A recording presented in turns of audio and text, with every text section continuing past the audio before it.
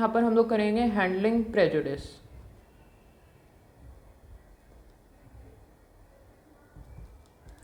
अब बहुत ज़रूरी है कि अगर हमें अपनी सोसाइटी को सेफ रखना है तो हमें प्रेजुडिस को अवॉइड करना पड़ेगा, अदरवाइज़ क्या है, ये अनवांटेड वॉर्स क्रिएट करेगी। अगर हम लोग प्रेजुडिस हैंडल नहीं करेंगे तो ये किस चीज़ में रिजल्ट करेगी, अनवांटेड वॉर्स में। तो इसको अवॉइड करने के लिए हमें प्रेजुडिस को हैंडल करना बहुत ज़रूरी होता है। अब हम लोग हैंडल कब करेंगे, जब हम लोग कम्प्लीटली अवेयर हैं कि कॉजेज़ क्या हैं। कॉजेज़ हमें पता है कि क्या है, कि एक इंसान है वो कहाँ से, उसकी स्ट्रॉन्ग सोशल आइडेंटिटी बनी हुई है कि उसने सीखा हुआ है कि भाई एक पर्टिकुलर कास्ट को इस तरीके से ही बिहेव करना है। तो हम लोग कॉजेज़ के ऊपर एम करेंगे कि हमें टारगेट क्या करना है, हमें चेंज लाना कहाँ से है। सो बेसिकली हैंडलिंग प्रेजुडिस में क्या आएगा कि हम लोग एटीट्यूड चेंज करने की कोशिश करेंगे। तो यहाँ पर क्या आती हैं हमारी ऐसी स्ट्रैटेजीज हम लोग बनाते हैं जो इफ़ेक्टिव होती हैं। वो सिर्फ तब इफ़ेक्टिव होंगे जब उनका एम क्या होएगा कि हम लोग ऐसी अपॉर्चुनिटीज़ ही ना प्रोवाइड करें। अपॉर्चुनिटीज़ क्या है, मिनिमाइज कर दें, जहाँ पर एक बच्चा जो है वो प्रेजुडिस के टूवर्ड्स एक्सपोज हो। अपॉर्चुनिटीज़ को मिनिमाइज कर देते हैं फॉर लर्निंग प्रेजुडिस, क्योंकि अल्टीमेटली क्या है, ये लर्निंग है, हमने सोर्सेज में पढ़ा है, तो हम लोग इस तरह की अपॉर्चुनिटीज़ ही प्रोवाइड नहीं करते।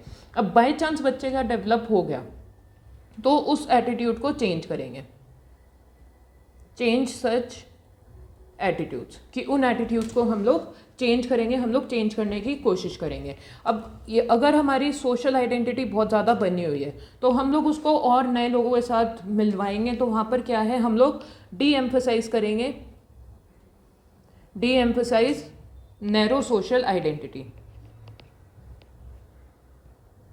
Narrow social identity. इसका क्या मतलब है कि एक जो बच्चा है उसको एक्सपोजर ही सिर्फ अपनी कास्ट का मिल रहा है, तो हम उसका जो एक्सपोजर है वो बढ़ाएंगे कि वो ताकि बाहर जाए, आउट ग्रुप के साथ इसको एक्सपोज कराएंगे।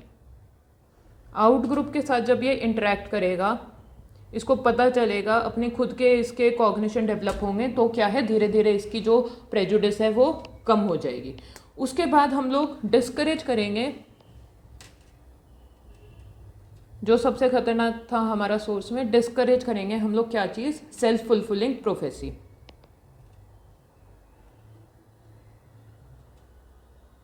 सेल्फ फुलफिलिंग प्रोफेसी को डिस्करेज करेंगे। अब ये हम लोगों को करना क्यों ज़रूरी है, अब यहाँ पर हम लोगों को क्या पता चलता है कि बहुत ज़्यादा अवेयरनेस प्रोग्राम्स होते हैं,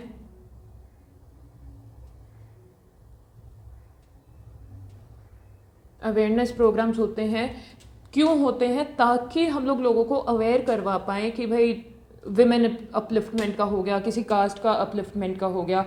तो हम लोग ये जो अवेयरनेस प्रोग्राम्स होते हैं इसका हमारा एम क्या होता है कि हम लोगों को अवेयर करवा पाएँ कि वो टारगेट नहीं है, they need to stand up for their own rights.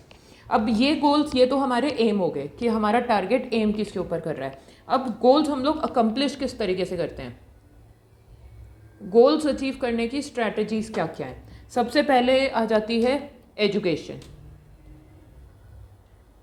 जैसे कि कोएड में बच्चा जाता है तो उसको पता चलता है और अलग अलग कल्चर से उनको इन्फॉर्मेशन मिलती है। एजुकेशन एंड इन्फॉर्मेशन, जितना ज़्यादा बच्चे को एक्सपोजर मिलेगा, जितना ज़्यादा एक इंसान को इन्फॉर्मेशन मिलेगी, उतना ही उसके स्टीरियोटाइप्स करेक्ट हो पाएंगे related to the target group, और वो टैकल कर पाएगा problem of strong in group bias.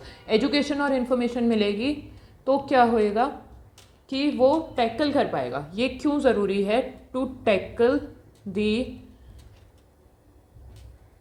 Problem of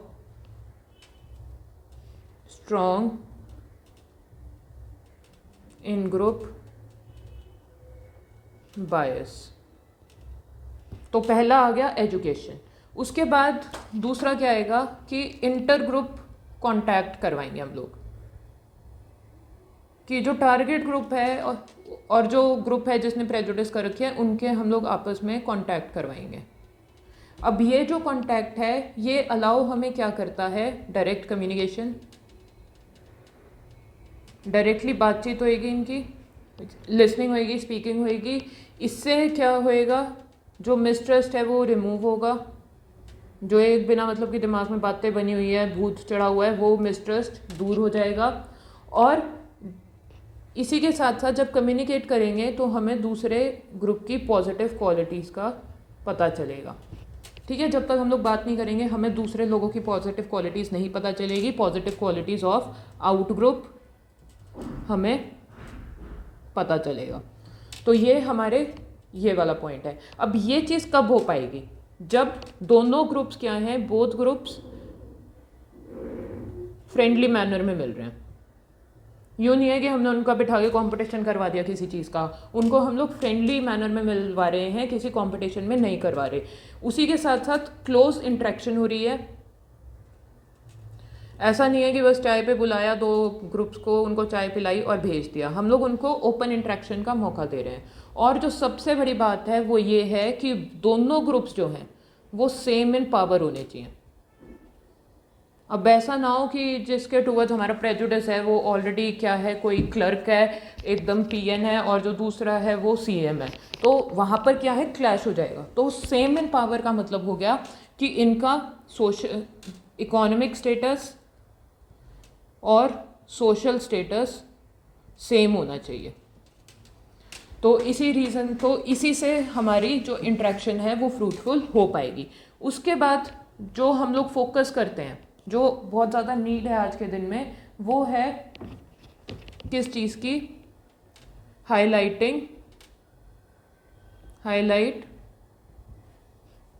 individual identity.